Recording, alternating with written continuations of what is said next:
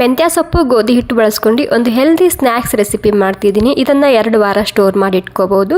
1 ಚಮಚ ತುಪ್ಪ ಹಾಕ್ಕೊಂಡಿದ್ದೀನಿ. ಮೆಂತ್ಯ ಸೊಪ್ಪು ಸಣ್ಣದಾಗಿ ಕಟ್ ಮಾಡ್ಕೊಂಡು ಸೇರಿಸ್ತಿದ್ದೀನಿ.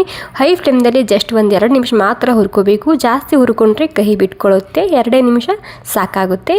1 ಕಪ್ ಗೋಧಿ ಹಿಟ್ಟು, ಹುರಿದಂತಹ ಮೆಂತ್ಯ ಸೊಪ್ಪು, ಕರಿಬೇವಿನ ಸೊಪ್ಪು, ಪೆಪ್ಪರ್ ಪೌಡರ ಮತ್ತು ರೆಡ್ ಚಿಲ್ಲಿ ಫ್ಲೇಕ್ಸ, ಬಿಳಿ ಎಳ್ಳು, 1-2 ಚಮಚ ಚಿರೋಟಿ ರವೆ, ರುಚಿಗೆ ತಕ್ಕಷ್ಟು ಉಪ್ಪು ಹಾಕ್ತಿದ್ದೀನಿ. ಎಲ್ಲನೂ ಸೇರಿಸಿ ಒಂದ್ಸಲ ಮಿಕ್ಸ್ ಮಾಡ್ಕೋಬೇಕು.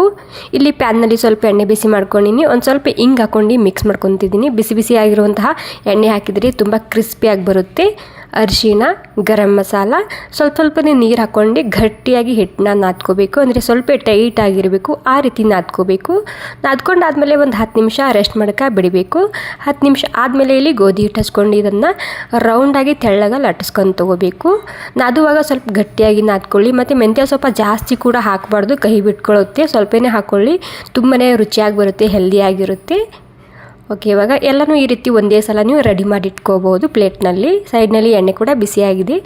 ಬಿಸಿ ಆಗಿರುವಂತಹ ಎಣ್ಣೆಯಲ್ಲಿ ಮೀಡಿಯಮ್ ಗ್ಯಾಸ್ ಇಟ್ಕೊಂಡು ಇದನ್ನು ಗೋಲ್ಡನ್ ಬ್ರೌನ್ ಆಗೋ ತನಕ ಕರ್ಕೊಂಡು ತೊಗೋಬೇಕು. ತುಂಬಾ ಹೆಲ್ದಿಯಾಗಿರುತ್ತೆ. ಒಂದು 15 ದಿನ ಸ್ಟೋರ್ ಮಾಡಿ ಇಟ್ಕೋಬೋದು. ಇಲ್ಲಿ ಒಂದು ನಿಮಗೆ ಕಿವಿ ಮಾತು, ಮೆಂತ್ಯ ಸೊಪ್ಪು ಸೋಸುವಾಗ ಎಲೆ ಮಾತ್ರ ತಗೊಳ್ಳಿ. ಇಲ್ಲಿ ನಿಮಗೆ ತುಂಬಾ ಸರಿಯಾಗಿ ಬರುತ್ತೆ ಈ ರೆಸಿಪಿ.